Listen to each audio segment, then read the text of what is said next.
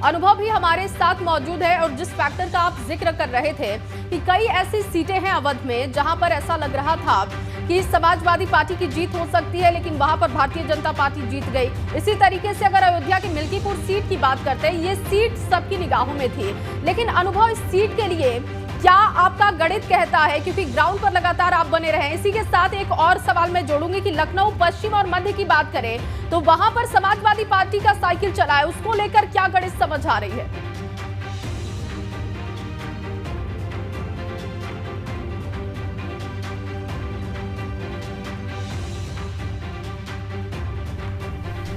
अनुभव क्या आपको आवाज मिल रही है?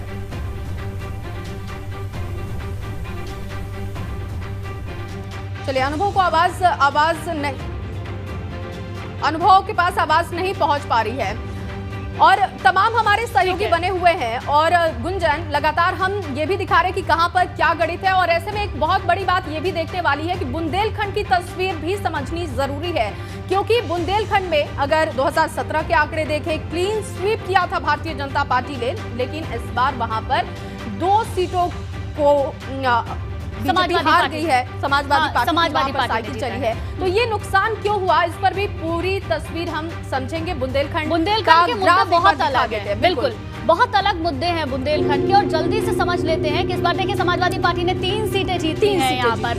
भारतीय जनता पार्टी ने 16 सीटें जीती है, जबकि पिछली बार क्लीन स्वीप किया था, यानी कि 19 सीटें और 19 की 19 सीटें गई थी भारतीय जनता पार्टी के खाते में। लेकिन 2022 में यानी कि इस बार के चुनाव में देखें तो समाजवादी पार्टी ने यहाँ पर कुछ बेहतर किया है। 0 से 3 पर यहाँ पर समाजवादी पार्टी पहुंच चुकी है। इसके अलावा बाकी की पार्टियों की भी बात करें तो देखिए बसपा 0, कांग्रेस 0, अन्य 0, और 2017 में भी यही थे इनके नतीजे। यानी कि यहाँ पर किसी और पार्टी ने कुछ भी खास नहीं किया है। जो पहले स्थिति थी 17 में, वही 22 में बनी हुई है। बिल्कुल, और बुंदेलखंड की तस्वीर अगर हम देखें गुंजन, क्योंकि बुंदेलखंड में ग्राउंड पर मैं रही और उससे एक बात मैं समझ पाई कि बुंदेलखंड एक्सप्रेस में एक बहुत बड़ा मुद्दा था, पानी की एक बहुत बड़ी समस्या जिसे दूर करने में कामयाब रही है भारतीय जनता पार्टी। उसकी वजह से ये 16 सीटें बताती हैं कि भारतीय जनता पार्टी पर अभी भी वहां पर लोगों का विश्वास है। लेकिन वो 3 सीटें जहां पर समाजवादी पार्टी की साइकिल चली है, वहां पर वहां के विधायकों से लोगों की नाराजगी थी और शायद जो ये तस्वीर बदली है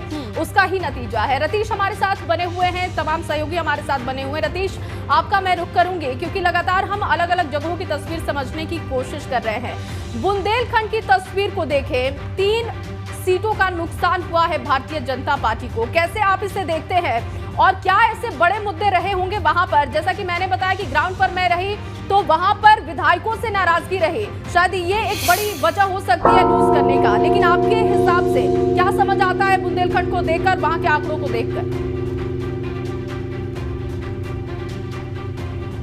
सबसे पहले बुंदेलखंड की अगर बात की जाए तो पिछली बार यानी 2017 में बुंदेलखंड की 19 सीटें भारतीय जनता पार्टी के खाते में गई थी, लेकिन इस बार 3 सीटों का नुकसान हो गया है।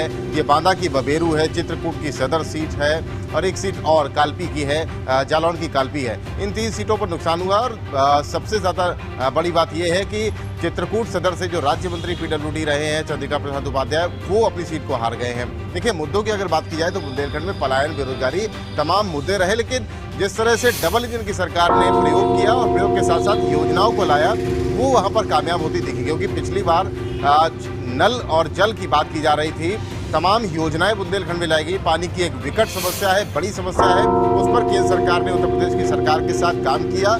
पलायन को रोकने के लिए काम किया गया, तमाम इश्यूज थे वहां पर, क्षेत्रीय इश्यूज थे। बिल्कुल रतीश, देखिए वहां पर भारतीय जनता पार्टी ने काम किया और जनता की पसंद भारतीय जनता पार्टी 17 में रही थी, उसी का नतीजा था 19 सीटें जीती। लेकिन समाजवादी पार्टी की हार की क्या वजह है? क्योंकि अगर देखें तो बुंदेलखंड में कई सारी पार्टियों के साथ गठबंधन किया। जब पहली विजय रथ यात्रा निकली थी तो उस दौरान भी बुंदेलखंडी अखिलेश यादव पहुंचे थे, तो कोई खास कमाल क्यों नहीं हो पाया वहां पर?